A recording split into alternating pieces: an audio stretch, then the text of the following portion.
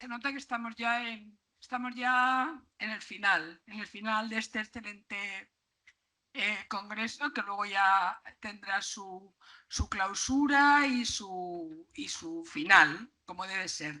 Y ahora mismo es que tengo gusto de presentaros la mesa siguiente, porque creo que se habla mucho del futuro de las nuevas generaciones, se habla mucho de esto, pero vamos a intentar ver realmente lo que nos puede ofrecer el futuro. Son estudiantes, tanto la señora Carmen Lara es egresada nuestra de la Universidad de Alicante, de hace 2 promociones. La señora es Laura Bog y Marina Bravo. Son estudiantes, bueno, Laura es egresada de 1 año y Marina es actualmente estudiante de 4º. Y María Gallego, es estudiante de la Universidad Autónoma de Madrid, de 4º también, ha terminado ahora. Y bueno, todas tendrán algo que decir, algo que ofrecer, y vamos a escucharlas con mucho cariño, porque son realmente el futuro. Buenas tardes a todos. Mi nombre es Carmen, soy enfermera de emergencias y experta en medicina de montaña. Para sorpresa de todos, tengo 24 años. Encantada de estar esta tarde con vosotros. Antes de nada, antes de comenzar, quiero dar las gracias a todos los miembros de Stele por brindarnos la oportunidad de estar hoy aquí y de poder hacer algo, aunque sea pequeño, un poquito diferente, poder acercarnos también a todos. También a todos los colaboradores y, por supuesto, a los asistentes que están hoy aquí presentes, tanto en la sala como en la parte online, desde casa o sus lugares de trabajo. El hecho de estar aquí esta tarde para todos nosotros es muy importante. Realmente es un espacio que nosotros consideramos y sentimos muy especial porque nos da pie a compartir, nos da pie a conocer, nos da pie a cuestionar, a justificar, a innovar, también a aprender. Nosotros entendemos que la innovación va ligada de la mano de la experiencia.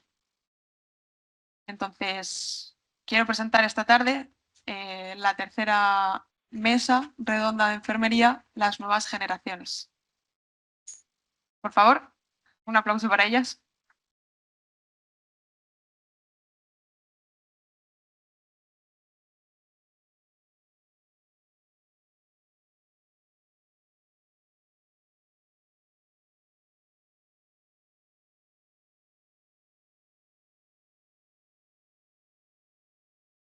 Y bueno, en esta mesa joven queremos intentar acercaros la enfermería desde un punto de vista diferente. Al final todos tenemos un mismo objetivo, todos tenemos la misma profesión, pero creo que siempre hay muchos puntos de vista distintos que es importante ponerlos en común. Entonces, dando paso a la primera ponente, doña Laura Bog, quien nos hablará sobre cuidar en la era digital de la intuición a los datos. Bueno, buenas tardes. Primero que todo, me gustaría volver a agradecer a la Sociedad Científica Española de Enfermería por darme la oportunidad de estar aquí y hablar delante de todos ustedes. Y si bien ayer hablé sobre tecnología desde un punto de vista un poco más técnico con el proyecto de Holden IA, que para los que no pudieron estar es una funda de colchón sensorizada que estamos desarrollando desde la Universidad de Alicante en conjunto con el Parque Científico. Y hoy me gustaría aprovechar este espacio para hablar desde un punto de vista un poco más personal. Quisiera comenzar compartiendo mi propia experiencia respecto a la integración de la tecnología dentro del ámbito de la salud. Mi interés empezó ya desde cuando todavía estaba estudiando la carrera de enfermería en la Universidad de Alicante, y nuestra profesora Loreto Maciá, que está aquí, nos presentó por primera vez Ars Innovation, que para aquellos que no sepan qué es una unidad científica de innovación empresarial cuyo objetivo es convertir los conocimientos en innovaciones que sean aprovechables para las empresas. Más adelante tuve la oportunidad de desarrollar mi trabajo de fin de grado, que es precisamente Holden, que era una de las líneas de investigación que estaban desarrollando. Y bueno, a partir de ahí pues ya empecé a interesarme y indagar un poquito más en la tecnología y la salud. En paralelo, durante mi desarrollo de las prácticas como enfermera en el hospital, me di cuenta de que mis compañeros, bueno, los que ya eran profesionales, yo todavía era estudiante, la gran mayoría de los enfermeros y enfermeras habían desarrollado una capacidad que era la de la intuición, la del ojo clínico, ¿no? Con esa capacidad tenían la oportunidad de poder anticiparse a lo que iba a suceder, lo cual me resultó imprescindible, sobre todo por lo menos en el hospital donde yo desarrollé mis prácticas y he estado trabajando, puesto que es un hospital donde las habitaciones son individuales y la mayor parte de nuestros pacientes son extranjeros que ni siquiera entienden nuestro idioma, que no tienen familia aquí. Entonces, no entienden la situación, se desorientan mucho, no te puedes comunicar bien con ellos. Entonces, que esa enfermera o ese enfermero tenga la capacidad de anticiparse solo viendo la situación de la persona evitaba muchos problemas. Pero claro, ¿qué ocurre cuando es nuevo en la profesión? ¿No? ¿Cómo ocurre con nosotras, que somos la nueva generación? Pues que esa intuición que tenían nuestras compañeras, pues en la mayoría de casos, como no tenemos experiencia, pues nos limita mucho poder tener esa intuición. Y surgen muchas dudas respecto a cómo manejar muchas veces los pacientes. Además, incluso habiendo desarrollado la capacidad de intuición, hay muchas veces que no llegamos a tiempo tampoco a las consecuencias que habíamos previsto que podían ocurrir. Entonces, aquí donde planteo que la tecnología son sistemas que han demostrado ya que son capaces de manejar gran cantidad de datos en tiempo real, de detectar patrones y de predecir. Al final, la intuición que es precisamente esto, aunque nosotros en nuestra mente no nos demos cuenta, ¿no? Nosotros recogemos datos del paciente, los procesamos en base a nuestras experiencias, detectamos unos patrones y podemos predecir. Todo esto también a día de hoy lo puede hacer la tecnología y la inteligencia artificial. Incluso ya no solo imitan nuestra capacidad de intuición, sino que también optimizan esa capacidad pudiendo anticiparse incluso más que nosotros a los posibles sucesos. Y además actúan al final como un puente entre los datos y la intuición que nosotros vamos desarrollando. La integración de la tecnología ya no es cosa del futuro, es tontería seguir diciendo que la tecnología es el futuro cuando es la realidad de hoy en día, ya está integrada no solo en el ámbito sanitario, sino en nuestro día a día. Y en el ámbito de la salud ya hay algoritmos que reducen la mortalidad, puesto que identifican signos precoces mucho antes que un médico o que una analítica. Y también hay sistemas de apoyo que reducen los errores médicos, entre muchas otras mejoras que nos ofrecen la tecnología. Sin embargo, también me gustaría mencionar los desafíos que pueden suponer. Como bien menciona la Organización Mundial de la Salud, también existen unos riesgos como puede ser la pérdida de habilidades clínicas en general. Y es que podría un uso excesivo de la tecnología al mismo tiempo que nos ayuda limitar nuestra capacidad de desarrollo de habilidades. Pues yo personalmente pienso que sí, que un mal uso de la tecnología puede limitarnos a desarrollar capacidades. Incluso un ejemplo sencillo sería el uso de las redes sociales y de los teléfonos en general, puesto que si haces un buen uso, por ejemplo, tú puedes mantener un contacto, no estar cerca de aquellos que tienes lejos, pero con un mal uso también puede mantenerte lejos de los que tienes cerca. Y es que la tecnología avanza a una velocidad extraordinaria y un ejemplo muy ilustrativo lo encontramos en el ajedrez. Desde que Deep Blue venció a Garry Kasparov en 1997 hasta los actuales sistemas de IA, hemos pasado de un ordenador que aprendía directamente de los humanos, de maestros del ajedrez, a unos sistemas de hoy en día como AlphaZero, que aprendió ajedrez, simplemente se le dio las normas de uso del ajedrez y él aprendió en 4 horas por sí mismo. Y simplemente jugando contra sí mismo, aprendió y consiguió derrotar a otro programa que es Stockfish, que era el mejor motor tradicional de la época, que es el que había aprendido en base a los maestros humanos. Y de hecho, este nuevo programa que había aprendido por sí mismo sin la intervención humana tenía más creatividad que los que había aprendido a partir de los humanos. Entonces, de hecho, en partidas entre dos personas se mide el nivel de creatividad para saber si están haciendo trampa y están utilizando inteligencia artificial, puesto que la tecnología tiene mayor capacidad de creatividad ya que los propios humanos. Entonces, no hace falta que diga el potencial que esto puede tener, pero también surge una cuestión clave. ¿Puede el ser humano avanzar al mismo tiempo que la tecnología? Pues es un reto complicado, y ya que la actualización tecnológica es constante e inmediata, es mucho más rápido. Cualquier información que surja se va actualizando en el momento, ya sean, por ejemplo, nuevos tratamientos, nuevos protocolos. La tecnología, una IA, puede acceder a eso en el momento inmediato.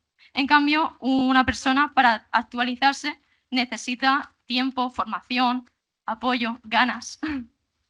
Y es por ello que los sistemas educativos y sanitarios deben evolucionar y acompañar este proceso de manera que se fomente la formación en competencias digitales y la integración de la tecnología en los planes de estudio.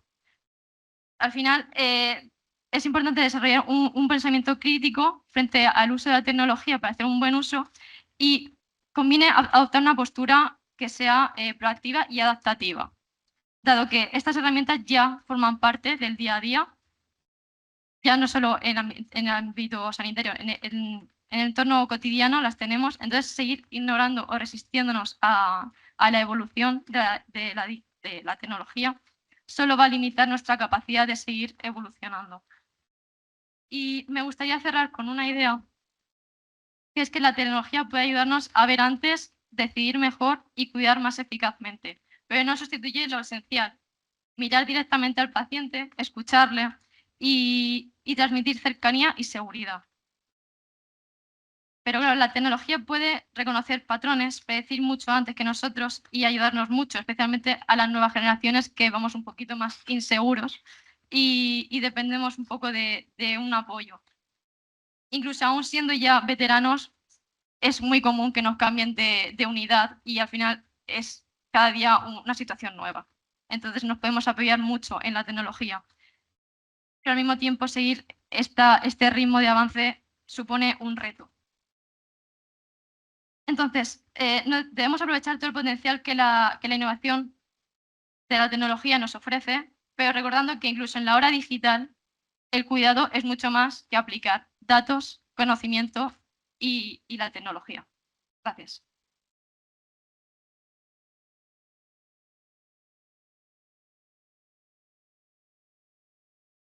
Bueno, muchas gracias, Laura, por la interesante ponencia. Ahora voy a abrir si alguien tiene o le gustaría realizarle alguna pregunta a la compañera. Yo voy a aprovechar para hacerle una mientras tanto, y es, ¿consideras, después de realizar todo este trabajo y todo el proyecto, consideras que esta tecnología podría llegar a utilizarse desde un punto de vista con maldad o con malicia? ¿Te refieres en un ámbito general, en un uso cotidiano o dentro de la sanidad? Dentro de la sanidad. Sí, o sea, ya estamos viendo que con cualquier herramienta, y no solo la tecnología, todo puede ser un arma de doble filo. Tú en casa tienes un cuchillo, tú haces un buen uso de un cuchillo, lo utilizas a diario, te sirve para muchísimas cosas, te ayuda en el día a día, pero también puedes hacer mucho daño. Entonces yo pienso que la tecnología no es más que una herramienta más, que tú puedes darle un buen uso o un mal uso. Y dentro de la sanidad, obviamente la tecnología es una herramienta más de la que se le puede dar un mal uso. Por eso me parece importante mencionar la importancia de que hoy en día en la educación y en la formación se dé un impulso a las nuevas generaciones para que usen la tecnología con pensamiento crítico y sabiendo cómo utilizarla correctamente. Muchas gracias. ¿Hay una pregunta en la sala?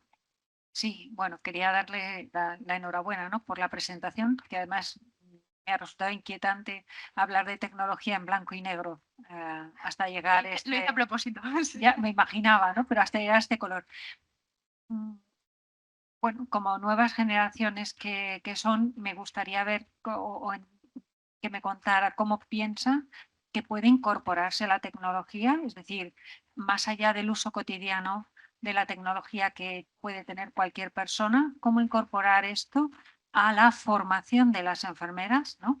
Cómo las nuevas tecnologías, la inteligencia artificial se puede incorporar a la formación de las enfermeras, porque una cosa es manejar redes sociales, ¿verdad?, y otra cosa es utilizarla de manera profesional. Para responderte, me voy a apoyar un poco en mi experiencia personal, porque durante el desarrollo del proyecto Holdenia, que es un proyecto que precisamente combina una parte informática de tecnología y una parte de salud, ahí precisamente pudimos desarrollar y comprobar que efectivamente la enfermería se puede beneficiar mucho de nuestros compañeros de informática, que podemos compartir los conocimientos y enriquecernos mutuamente. Entonces pienso que a la hora de la formación de enfermería quizás sería una buena oportunidad incorporar alguna asignatura, alguna materia que no sea puramente de enfermería, sino empezar a integrar alguna asignatura del ámbito de la tecnología, por una asignatura que sea un poco más típica de informática básica, adaptada a la salud, pero que nos ayude a poder desarrollar esas habilidades del uso de la tecnología. Hola, buenas tardes. He pedido el micro. Quiero hacerte una consideración y a la sala. Lo primero, felicitarte. Gracias, Laura, porque lo has bordado, y a ti, Carmen, porque es una fantasía veros ahí a todas, a las 4. Muy importante. Lo digo porque es que estáis comentando cosas que ya están hechas. Tú decías hace un momento que la tecnología va tal. Vamos a ver. Hace como 2 semanas se han incorporado al ordenamiento jurídico español 2 directivas delegadas de la Unión Europea para los estudios de enfermería. Y hablan de lo que hay que incorporar al contenido de los planes de estudio. Y una de las cosas que hay que incorporar es la tecnología. O sea, esto ya está legislado. Otra cosa es cuánta resistencia van a hacer las universidades al cambio. Porque de esto se habla poco, de la resistencia al cambio. Pero ya está la legislación. Solo quería apuntar esto porque como puede ser inquietante, ¿no? En los planes de estudio ya lo tendrían que estar haciendo. Otra cosa es que lleguen tarde, como para muchas cosas, pero bueno, gracias. Muchas gracias, Loreto. La aportación que acabas de hacer es una realidad. Yo creo que en general todos, en muchos ámbitos de nuestra vida, tenemos ese miedo, ese temor al cambio. Y como bien dices, incorporar la tecnología que ya está incorporada a simplemente la formación, después también al ámbito laboral, es algo que todos debemos aceptar porque ya está entre nosotros. Pues repito, muchas gracias, Laura. Damos paso ahora a doña María Gallego Lucas, cuya ponencia dice así: Desafiando el silencio del dolor. Adelante, María. Y buenas tardes a todos. Lo primero, agradecer al Congreso por darme la oportunidad de poder venir a este evento y a todos los asistentes. Y bueno, este proyecto nace de una cuestión personal y profesional que he estado, pues que he vivido desde hace poco tiempo, y lo he titulado Desafiando el silencio del dolor. Se trata de una revisión narrativa de la literatura sobre el manejo del dolor que se tiene desde el ámbito de enfermería en los niños con autismo y sobre todo con trastornos en la comunicación verbal. Para introducir un poco, el autismo se considera es una condición del neurodesarrollo que afecta en cómo las personas se comportan, se comunican y se relacionan con su entorno, ¿no? Además de afectar a diferentes procesos cognitivos. Aunque es cierto que pueden surgir de manera espontánea, sí que es verdad que tienen una base genética muy sólida. Y a lo largo del tiempo se ha considerado como parte de los trastornos esquizofrénicos o psicóticos durante el siglo XX hasta el último manual diagnóstico que tenemos, que es el DSM-5, que ya se considera como un diagnóstico único, en el que se incorpora el síndrome de Asperger como grado 1.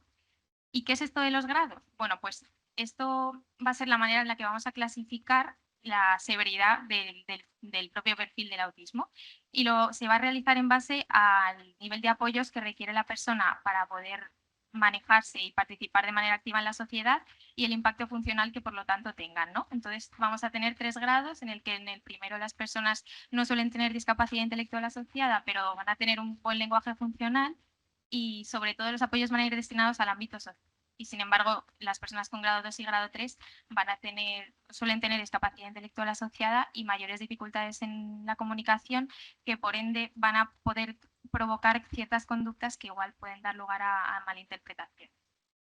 De manera que este manual nos establece el diagnóstico del autismo en 2 grandes grupos. El primero, los déficits en la comunicación e interacción social y los patrones repetitivos y restrictivos del comportamiento, que no están solo asociados a una mayor rigidez cognitiva, sino que también se asocian a ciertos componentes motores rítmicos, como pueden ser las estereotipias, que sobre todo se llevan a cabo para autorregularse, ¿no?, de manera emocional. La importancia de que se lleve a cabo un diagnóstico temprano y que se identifiquen estas dificultades está en que cuanto antes se haga, antes se van a poder implementar los apoyos que necesite la persona para poder desarrollarse de manera activa e inclusiva en la sociedad. Y hablamos de un espectro, es decir, tenemos tantos tipos de autismo como personas puede haber en el mundo. Pero sí que es verdad que existen ciertas características y ciertos hitos que se suelen cumplir en la mayoría de ellos que nos hacen sospechar de este perfil de trastorno en la primera infancia, como puede ser la ausencia de contacto ocular o de juego simbólico. Y hablando de la importancia de estas dificultades de comunicación, existen unos recursos que no sustituyen el habla, sino que lo compensan o lo aumentan, que son los SAC. Sobre todo en el autismo son muy utilizados porque se adaptan a la persona y a la evolución de vida de la misma y pueden ir variando en función de las necesidades de cada uno. Y pueden ser desde pictogramas, cartelería, lectura fácil, se adapta también al nivel el grado de abstracción que tenga la persona y su coeficiente. También es importante destacar que hay que tener en cuenta las barreras que tengamos en el entorno, que les impidan, por tanto, acceder a estos recursos y poder expresarse sin dificultad. Más concretamente con respecto al dolor, sabemos que no es una simple sensación física que se tenga, sino que es una experiencia que se mide como en 3 dimensiones. Todas ellas están asociadas a las emociones. Y sí que es cierto que se ha visto que las personas con autismo tienen, sobre todo el área cognitivo y afectivo emocional, ciertamente alterado, de manera que hay personas que pueden sentir tanto hipersensibilidad a ciertos estímulos como hiposensibilidad. Entonces, el dolor no es algo que solamente se sienta, sino que, como digo, se interpreta y se tiene que comunicar de alguna manera para poder ser tratado. Y en este caso, pues entra en juego el entorno, que es vital para poder detectar estas señales de dolor que puedan ser conductas en pacientes no verbales, ¿no?, y saber identificarlo. Y de esa forma, pues es importante que no nos centremos en una única dimensión para analizar el dolor, sino que lo hagamos de manera multidimensional, ¿no? Que tengamos en cuenta los aspectos fisiológicos que se pueden alterar ante una experiencia dolorosa, como esas conductas que en este caso los pacientes con autismo pueden ser desajustadas, ¿no?, o disruptivas y que nos asombren, que no tanto se debe a esa falta o excesividad de dolor, sino que es más por una falta de comunicación o una falta de recursos para poder expresarlo como ellos necesitan. Y la importancia de crear escalas adaptadas. El objetivo de este proyecto, por tanto, fue identificar las estrategias que existen hoy en día para evaluar y manejar el dolor en niños con autismo y con trastornos de la comunicación, y quise hacer una búsqueda entre las escalas tradicionales que se tienen hoy en día junto con posibles escalas adaptadas. Analizar también la eficacia de herramientas de comunicación aumentativa y alternativa, los SAC, y si realmente están implementados en el ámbito sanitario, Y con toda la información, pues diseñé un prototipo conceptual de aplicación móvil que integraba un poquito todos estos conceptos junto con la inteligencia artificial y las nuevas tecnologías que están tan en auge. Y finalmente, pues poder recomendar y elaborar recomendaciones basadas en la evidencia científica. Realicé una revisión sistemática en diferentes bases de datos y para hacer una búsqueda más exhaustiva, pues establecí unos criterios de inclusión y exclusión y posteriormente en un protocolo Prisma, pues fui cribando aquellos artículos que me interesaban más para la revisión. Y finalmente, como resultado, pues la evidencia nos muestra que existe una subdetección del dolor en niños con autismo muy grande, que no se debe a que lo sientan menos, sino que sobre todo está ligado a que en su entorno no lo sabe interpretar o ellos no tienen los recursos necesarios para poder expresarlo. Además, se ha visto pues, que, como digo, es así, que tienen algunas personas mayor sensibilidad o hiperreactividad para algunos estímulos y otras que tienen menos. Por lo tanto, es muy importante y la evidencia nos muestra que se debe llevar a cabo una observación clínica constante y que no nos debemos centrar en conductas aisladas de la propia persona. Porque aunque existen escalas que están adaptadas o están centradas en las conductas no verbales de dolor, que en el estudio, pues, por ejemplo, se centraban en la NCCPC, RASD o la FLAC revisada, estas conductas son comunes en el propio perfil de autismo. Entonces hay veces que ciertas personas pues, pueden ser respuesta de dolor o simplemente ser parte de su forma de ser o su forma de comportarse, pues, por ejemplo, para autorregularse, ¿no?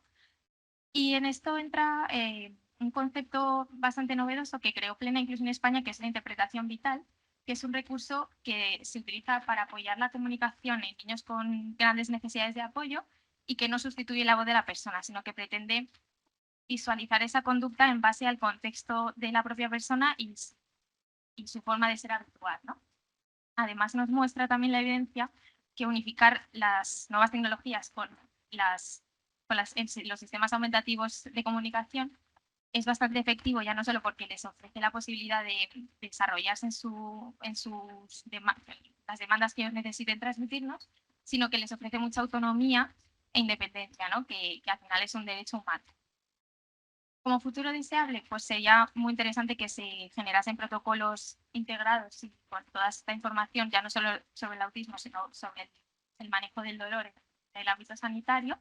Y con todo esto les presento la aplicación que creé, este prototipo, que llamé Apixea, que pretende ser una herramienta que, como digo, no solo nos ayuda ya no solo a los profesionales sanitarios, sino también a las familias a identificar el dolor, poder tratarlo de manera ya no solo temprana, sino efectiva, pero sobre todo que fuera una herramienta para ellos, para las personas que no tienen esos recursos o que el entorno les pone un poco esa barrera, pues que puedan poder expresarse de manera autónoma.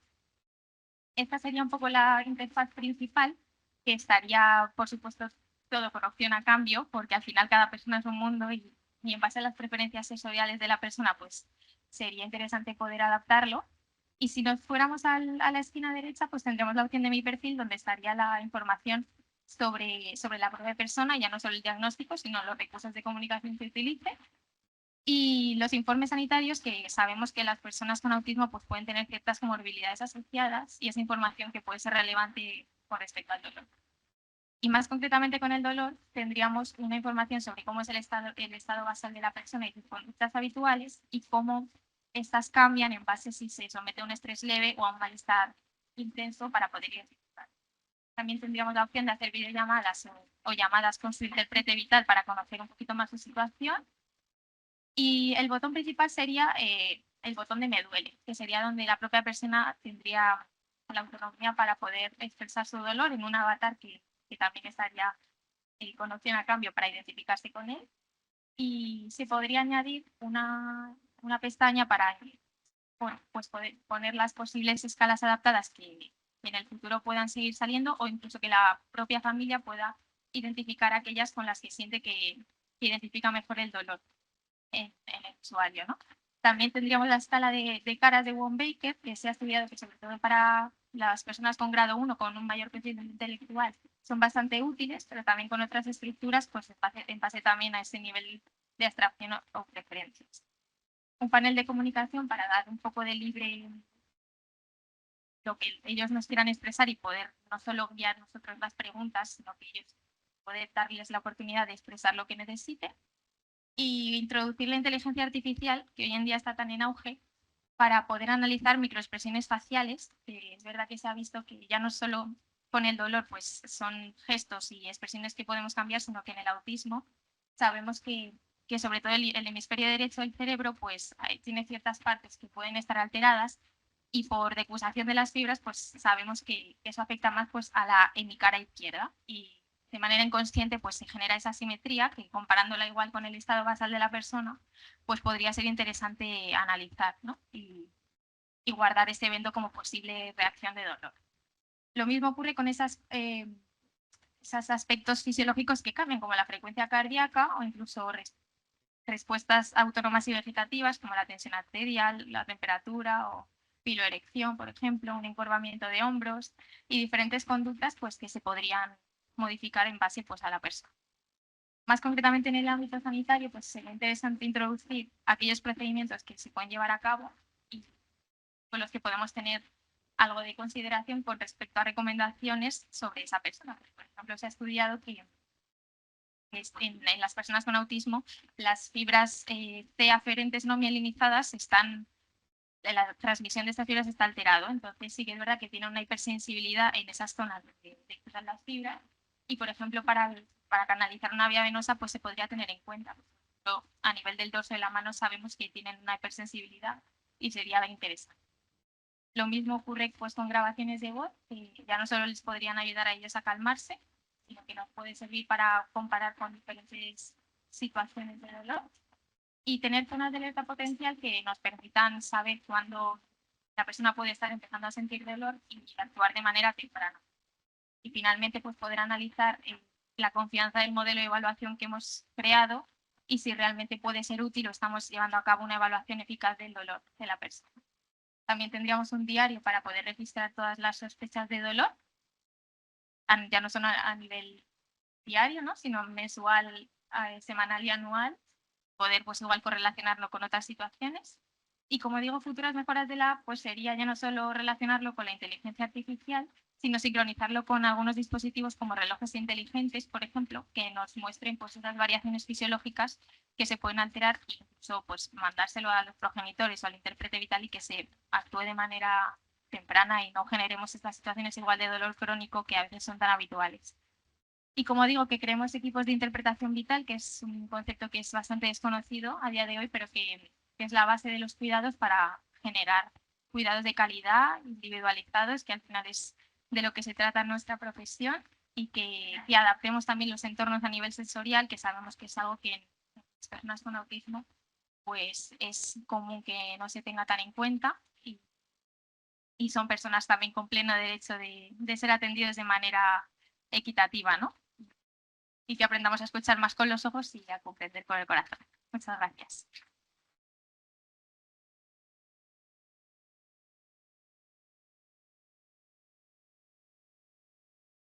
Lo primero, María, enhorabuena por la ponencia.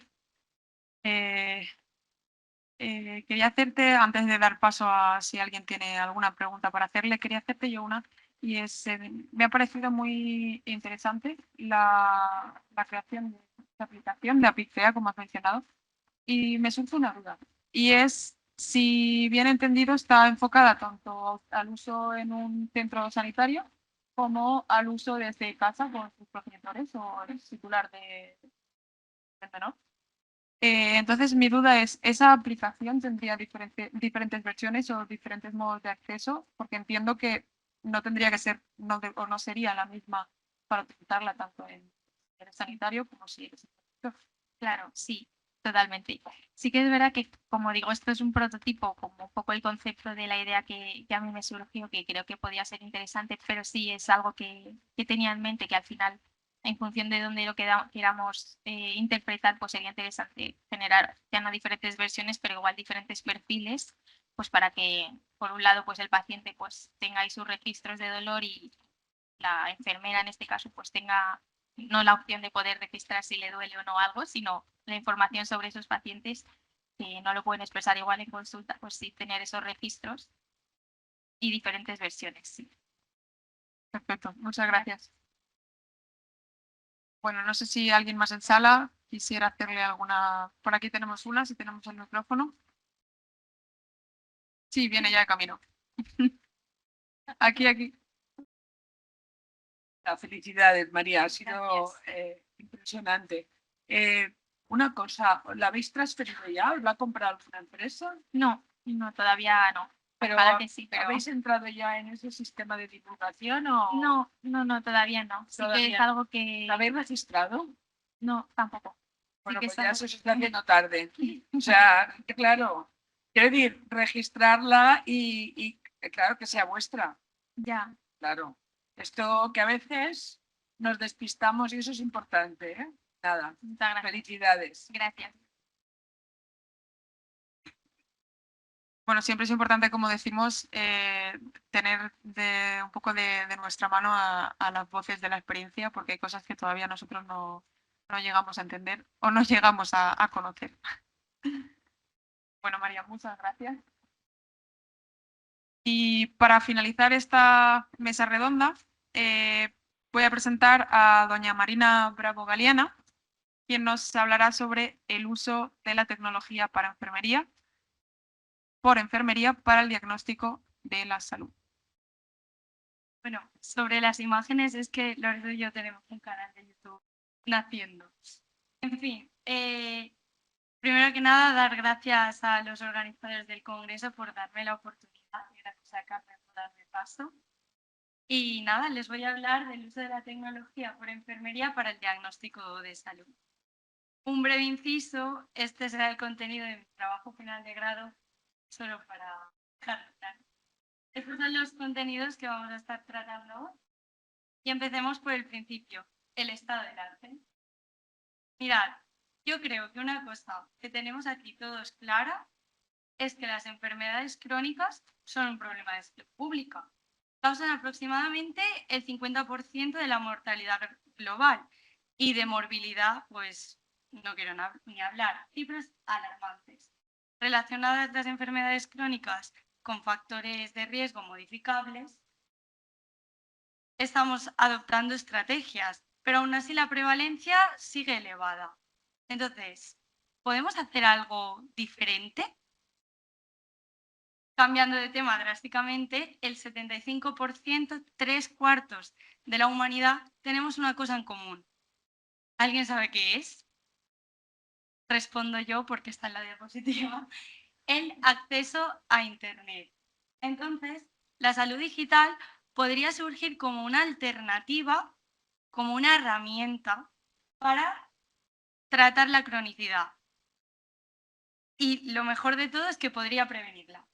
¿Por qué? Porque elimina barreras entre el sanitario y entre el paciente o el usuario, si es sano. Motiva el cambio. Está demostrado que motiva el cambio.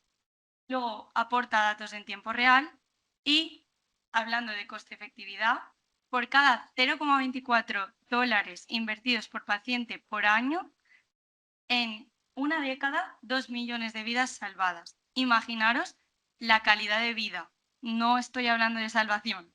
De calidad de vida sería mucho más. Y aparte de ello, un retorno de $1 por cada de $1 invertido salen 19. Esto nos lo dice el informe de la OMS y la Unión Internacional de Telecomunicaciones. ¿Pero qué se está haciendo? Porque claro, los informes, todos conocemos que ahí están. ¿Pero qué es lo que se está haciendo? Pues realicé una revisión de la literatura y encontré 8 herramientas, de las cuales 8 estudios, de las cuales hay 7 herramientas enfocadas al cribado de factores de riesgo, la prevención cardiovascular, la salud mental. Había limitaciones, pero había fortalezas. Voy a empezar por lo positivo, las fortalezas. Se demostró en uno de los estudios que el uso de una aplicación más la intervención enfermera aportaba beneficios adicionales. O sea, estamos viendo la tecnología como, por ejemplo, como complemento, ¿vale? Y reducía realmente los factores de riesgo. Aparte, había limitaciones en la literatura, porque eran estudios con muestras pequeñas. En este ámbito, los compañeros de Tecno y Salud de la Universidad de Alicante y con colaboración con Loreto Maciá, gracias, llevamos a cabo el proyecto Cuídate Salud. ¿Qué es Cuídate Salud? Pues Cuídate Salud es una herramienta digital formada por escalas validadas que tiene 3 módulos. El primero es de recogida de datos, el segundo estima el riesgo y crea un perfil de riesgo, y el tercero, no evaluado en este estudio, sería como que el usuario tiene una app y se va realizando reevaluaciones de los aspectos que no requieren intervención enfermera. ¿Cuáles eran los objetivos de mi estudio? Nuestro estudio. El objetivo general fue validar, probar la herramienta, cómo se comportaba en una muestra, y el específico, pues conocer la salud de la muestra, a ver cómo acaba esto. La metodología a seguir. Bueno, primero os presento la herramienta. Consta de un cuestionario de datos iniciales, uno de edad pulmonar, de riesgo coronario, actividad física. Todos son escalas validadas. Composición corporal y salud mental. Para el análisis de composición corporal se requirió de una báscula inteligente que te calculaba los parámetros de grasa total, grasa visceral, y para la edad pulmonar de un espirómetro. Esto es como un ejemplo de una evaluación, pues sería el informe final del riesgo. Vale. El diseño que realicé fue un descriptivo observacional de corte transversal y las poblaciones de las cuales saqué la muestra de 30 sujetos. Luego para el análisis estadístico perdí un sujeto. Fue en Cocentaina, capté a la gente mediante un gimnasio local, y en San Vicente del Raspeig. Entonces, fue un muestreo por conveniencia, intentando una distribución proporcional por sexo 1:1. Criterios de inclusión, pues entre 25 y 64, y no estar embarazado ni cualquier condición fisiológica. En cuanto a ética, porque lo tengo que decir, fui beneficiaria de una beca de colaboración del Ministerio, en colaboración con el Departamento de Enfermería, presentando este proyecto. Los datos para el análisis estadístico que voy a presentar fueron anonimizados, todos tuvieron que firmar consentimiento informado revocable y lo aprobó el Comité de Ética. Vamos a los resultados. Realicé estadística descriptiva, probé si las variables se comportaban de manera normal, que ya les digo que no. Entonces utilicé estadísticos no paramétricos, la UDM-Witte para las diferencias por sexo y los coeficientes de Spearman. Bueno, en cuanto a mi muestra, pues tenían unos 46 años, pero de edad pulmonar tenían menos porque era población deportista. De peso 76, el IMC estaba en el umbral del sobrepeso y la grasa corporal media estaba en torno a un 35%. Lo preocupante, los altos niveles de ansiedad y de depresión en la muestra. Después analicé las diferencias por sexo en las variables a estudio y se vieron diferencias en parámetros fisiológicos, pero no en los mentales. Ahora les comento. En cuanto a las correlaciones de Pearson, de Spearman, que debería ser de Pearson, pero se comportan, no siguen distribución normal, pues las obvias, IMC con peso, porque forma parte de la fórmula, la grasa con la grasa visceral también. El ejercicio se comprobó como agente protector del riesgo cardiovascular. Los que presentaban ansiedad solían presentar depresión también. Y un hallazgo así diferente es que la gente con mayor proporción de masa muscular tuvo más niveles de ansiedad. No sé explicar por qué. Supongo porque iban al gimnasio de desfogue. Este es el gráfico. En cuanto al estudio, pues tiene fortalezas y tiene limitaciones. Limitaciones, pues que la escala de ejercicio era muy sensible a un valor, pero como era una escala validada no se pudo cambiar en este estudio. Que no valorábamos el área nutricional, que faltaba un feedback personalizado, que eso sí que es verdad que la gente cuando la evaluabas te pedía conocer por qué le había salido ese perfil de riesgo. Entonces yo con mis conocimientos de la carrera, que todavía soy estudiante, pero me queda nada, pues les iba comentando y no había recomendaciones basadas en el usuario. Comparé los resultados con la Encuesta Nacional de Salud de España del 2023, que era la última, y ahí sí que veía diferencias por sexo en el área de salud mental, siendo más favorable en población masculina. Puede ser por el sesgo de pequeño tamaño hueso. Bueno, los objetivos que eran validar la herramienta y testarla fueron cumplidos.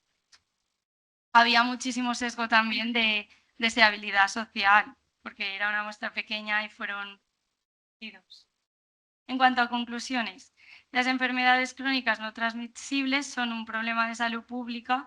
Podemos abordarlo con herramientas digitales, ya que son factibles y aceptadas. Cuídate Salud se testó favorablemente en 30 sujetos, aunque perdí estadísticamente. Los gráficos se realizaron con HASP.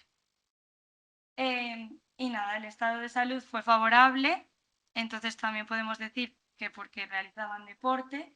Y la última conclusión muy importante es que la tecnología de cuidado de salud no sustituye a la atención enfermera, sino que la potencia.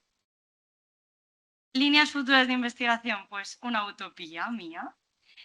Feedback basado en la evidencia, inteligencia artificial incorporada para dar recomendaciones de salud individualizadas y, pues como la estadística es una cosa farragosa, que tuviese un módulo de autogestión para analizar estadísticamente de manera automatizada.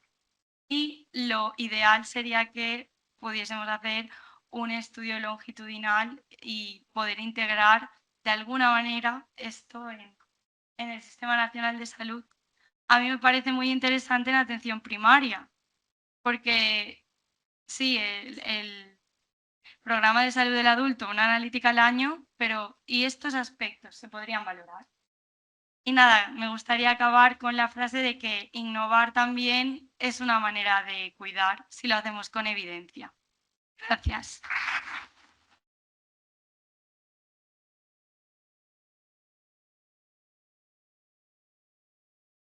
Bueno, María, primero de todo, enhorabuena por la ponencia.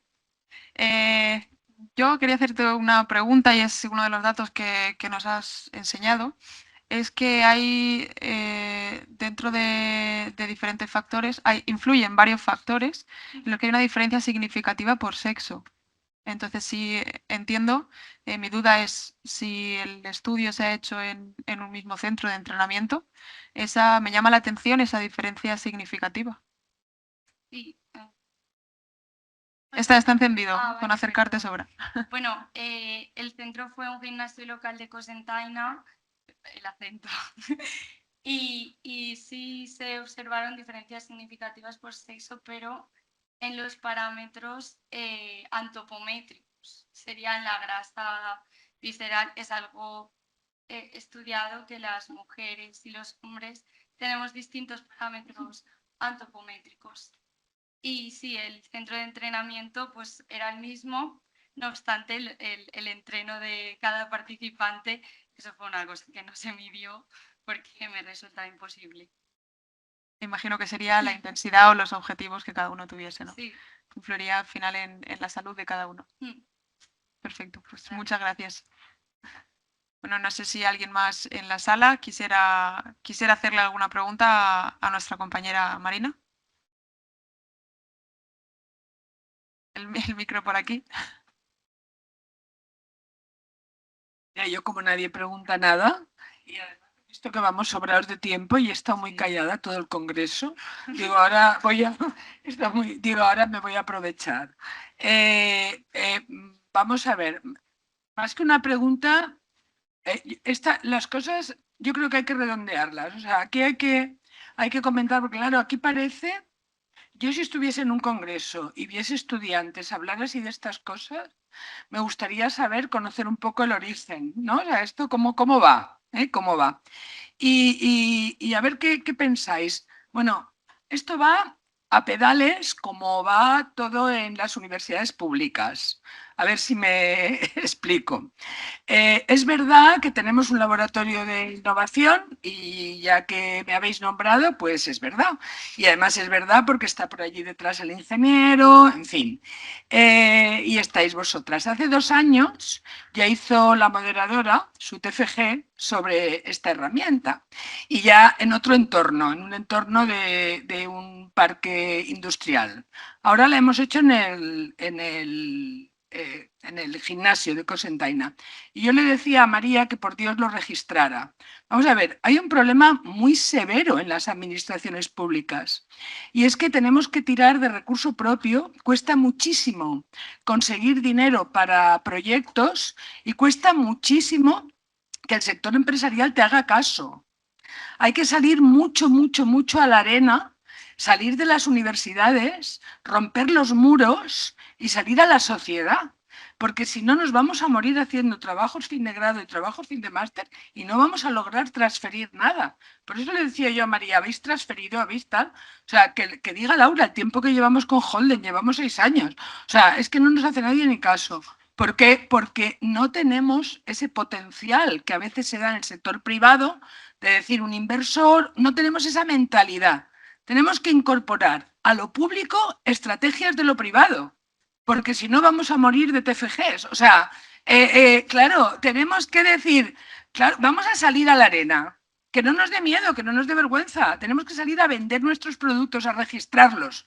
Tenemos que salir a la arena, salir del confort de las aulas e irnos a vender lo que hacemos y lo que sabemos hacer para convencer. Pero eso hay que salir.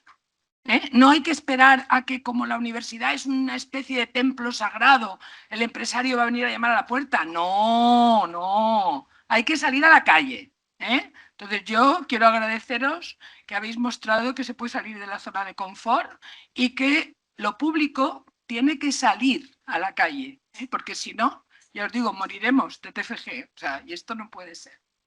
Nada, ánimo y... Muchas gracias, Loreto. Gracias, Loreto. Respecto a justo este tema de conversación, es algo que nosotros también notamos mucho. Hablando con el resto de compañeros, tanto de mi promoción como todas las promociones diferentes de mis compañeras y de las ponentes de hoy aquí, al final tanta tecnología de la que hablamos, de que tenemos que incorporar para avanzar la profesión, enfermería, innovación y todo lo que queramos contar, ahora mismo tristemente no dejan de ser palabras en una mayoría. ¿Por qué? Porque estamos parecemos una serie de borregos haciendo un trabajo que cuando quitamos el primer pie de esa institución pública, bien haya sido por el grado, bien haya sido por el máster, bien haya sido por algo que nos da créditos para sumar en una bolsa de trabajo, parece que nos olvidamos. Y realmente es un trabajo en lo que a nosotros en su día nos llamó la atención por algo, nos motivó, nos removió algo para poder mejorarlo acerca de nuestra profesión. Es algo provechoso para nuestro futuro y es triste que realmente se quede ahí, que no sigamos con ello. ¿Por qué? Si realmente lo hemos desarrollado para poder implementarlo y poder mejorar todos un poquito más nuestra profesión y nuestra calidad. ¿Por qué no el hecho de seguir y, como dices, ir tocando puerta por puerta a decir, oye, esto está aquí y esto está desarrollado, simplemente necesito que le des un empujón? Entonces, agradezco mucho ese punto de vista porque es algo que no todos nos atrevemos a decir y que sí que creo que la mayoría pensamos. Gracias.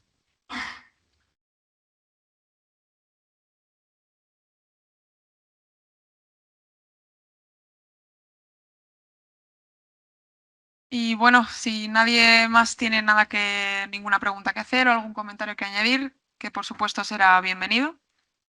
Ahí al fondo me parece que levantan la mano.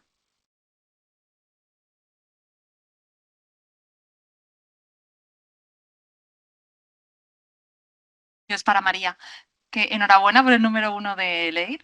Yo ayer Gracias. acabé la formación de enfermería familiar y comunitaria y quería decirte, yo no tuve esa oportunidad porque tuve un número de orden muy alto, entonces me tuve que ir de mi comunidad, yo fui a hacerla a Cataluña y decirte que hay una unidad TEA en el Hospital Mutua de Tarrasa, liderada por Amaya Arbás, y que si sigues por ese camino, que quizás una rotación externa, porque imagino que ya has elegido Sí. destino, te puedes plantear porque es única en España esa unidad y hay muy poquitas en el mundo. Y está en el hospital que yo fui, que no sabía que existía. Yo intenté rotar por allí, pero las de comunitaria no podíamos, pero que sepas que los de salud mental sí que rotan y nos recomendaban ellos poder ir aquí porque es muy potente esta chica que lleva esta unidad. Pues Así que- gracias, lo tendré en cuenta. Gracias.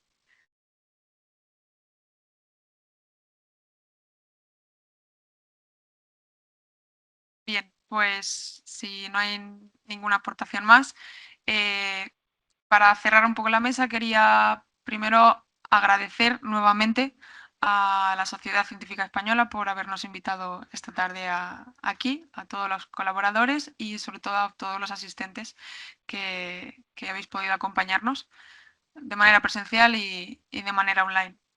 Al final también un mensaje que queríamos dejar, las nuevas generaciones somos personas muy jóvenes con muy poquita o ninguna experiencia laboral a día de hoy, pero sí que queríamos transmitir que cada generación transforma la enfermería de una manera diferente, que no solo cuida el presente, sino que también diseña ese futuro y es un futuro del que al final todos formamos parte.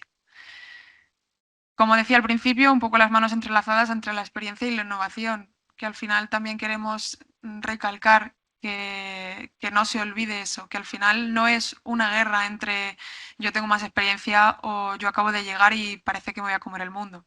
No, al final es un camino conjunto entre que los nuevos aprendemos de los que ya llevan tiempo trabajando y viceversa. Y al final creo que si todos buscamos un camino de mejora para nuestra profesión, podría ser una buena vía para todos. Así que nuevamente, muchas gracias por acompañarnos y sobre todo gracias también a las ponentes por su conocimiento y su entusiasmo por estar esta tarde aquí con nosotras. Muchas gracias a todos.